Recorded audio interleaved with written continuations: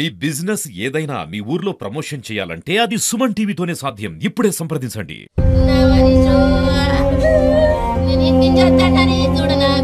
ఏడ చూస్తా నేను ఎడన్న పనికన్నా పోతే తల్లిని ఇంటికాడ నుంచి పోతాం బిడ్డ అని చెప్పి పోతాను నేను. కరెక్ట్ విచారం లేకనే మేము అడిగితే చేస్తున్నాం పని చేసుకుంటాను. అప్పుడు అనుమానం వచ్చింది కానీ అది న్యాచురల్ జరిగింది కావచ్చు. నడిచే బాబు కదా. హాయ్ హలో నమస్తే, వెల్కమ్ టు సుమన్ టీవీ.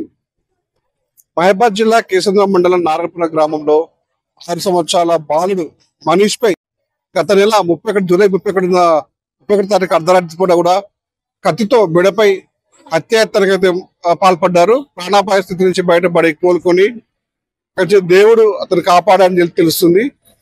అది ఆ సంఘటన మర్చిపోక ముందుకి మళ్ళా కూడా నిన్న అదే ఇంట్లో అదే శాపం మీద హోంవర్క్ రాసుకొని పడుకున్న నేపథ్యంలో మళ్ళీ అసలు ఏం జరిగింది, బాలుడు మొత్తం శివమై కనిపించాడు. కొంతమంది అక్కడ స్థానికులు చెప్తున్న ప్రకారం మాత్రం మెడపై మొత్తం ఇక్కడ తీవ్రమైన ఘాట్లు ఉన్నాయి, అంటే గొంతు నులిమి టవల్తో తాడుతో చుట్టి ఆడవాళ్ళ కనిపిస్తున్నాయి అని చెప్పేసి కొంతమంది చెప్తే పరుస్తుంది. బాలుడు మొత్తం చనిపోయాడు. తనని మహబాద్ పోస్ట్మార్టం తరలించి పోస్ట్మార్టం చేపిస్తున్నారు. ఇక్కడ ఉన్నటువంటి తల్లిదండ్రులు ప్రస్తుతం మనతో పాటు ఉన్నారు. వాళ్ళకి ఏడ్చి పాప కన్నీళ్ళు కూడా రాని పరిస్థితి ఉంది. వాళ్ళకి నానమ్మ ఇక్కడ ఉంది, తల్లి కూడా ఇక్కడ ఉంది. అసలు ఏం జరిగింది నిన్న సాయంత్రం పూట, గతంలో ఏం జరిగింది ఒకసారి వాళ్ళ నానమ్మ మాటలు అడిగి తెలుస్తున్నాం. గతంలో కూడా గత రెండు నెలల క్రితం కూడా అబ్బాయి మీ మనోడిపై దాడి జరిగింది, కత్తితో కోసారు. మళ్ళీ నిన్న సాయంత్రం పూట అసలు ఏం జరిగింది? అసలు నేను పత్తేర పోయినయ్యా, నేను లేను. నేను సాయంత్రం 5:30కి ఇంటికి వచ్చినాక పిల్లగాడు ఏడు కనబడతలేడన్నా. పండుకున్నాడు అత్తమ్మ అన్నది. ఎందుకు జ్వరం వచ్చిందా అన్న? జ్వరం రాలేదు, ఏం రాలేదు అత్తమ్మ. అన్నం తిన్నాడు, రాసుకున్నాడు, నిద్ర వస్తుందమ్మ అంటే పండబెట్టిన అన్నది. మరి అన్నం పెట్టినవా అంటే తిన్నాడు అన్నది. నేను రాగానే నీళ్ళు కాగినాయి అత్తమ్మ, తానం చేయమన్నది. నాకు బట్టలు తీసుకొచ్చి ఇచ్చింది, నాకు నీళ్లు వాడబెట్టింది, తానం చేసిన. ఈయన మేక పిల్లకు కట్టు కట్టాలి దబినరా అని అన్నాడు. నేను అడిగిపోయినా మేక పిల్లను పట్టుకున్నా. ఆయన మందు పెట్టిండు, కట్టు కట్టిండు.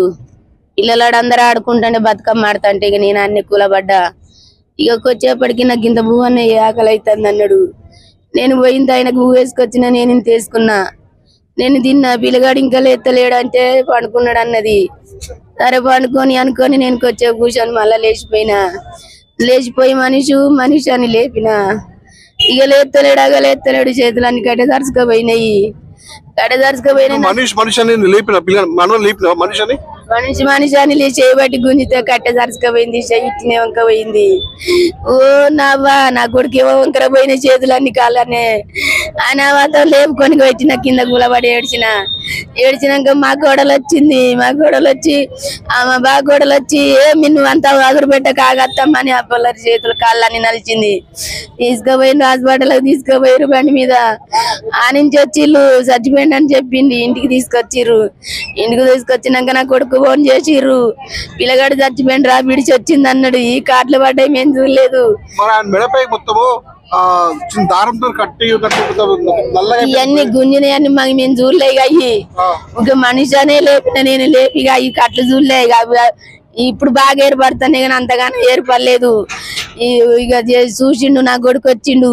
పిల్లని 2-3 దెబ్బలు బాగా నా కొడుకుని చంపినవని ఇంటికాడు ఉండని నన్ను.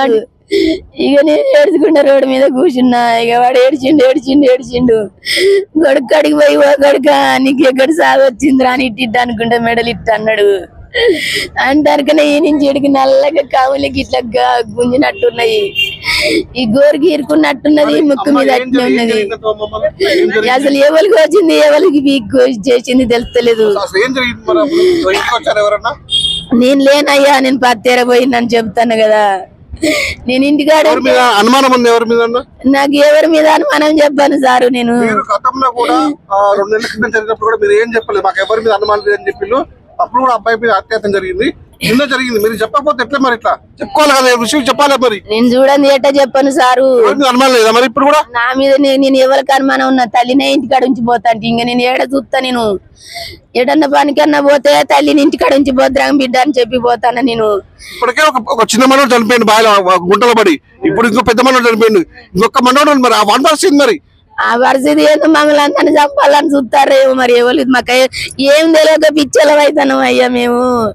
మాకు గీయని తెలితే మాకు ఇంత ఏదన్నా అనుమానం ఉంటే నేను ఎవరు మీ కుటుంబం మీద ఈ విధంగా ఎందుకు చేస్తారు అసలు ఎక్కడ అర్థం కావట్లేదు నాకు.